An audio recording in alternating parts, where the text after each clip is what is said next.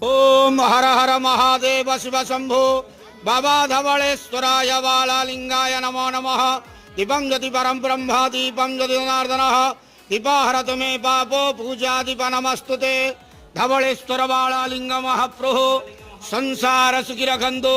आज पवित्र आषाढ़ मास कृष्ण पक्ष पंचम तिथि शुभ सोमवार तृतीय रजरे समस्त श्रद्धालु भक्त मान आश्रीपद करंतु मनस्कामना पूर्ण करंतु कर्म क्षेत्रोन्नति करंतु ग्रहरिष्ठ खंडन करंतु जगतर मंगल करंतु विश्वर कल्याण करंतु आपणकर नाम प्रकाश करंतु सेवकर डाक श्रवण करंतु समस्त द्वावसा भक्त मानकर मनस्कामना पूर्ण करंतु।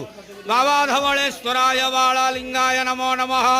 संसार सुखी रखंत के वार हरि बोलो।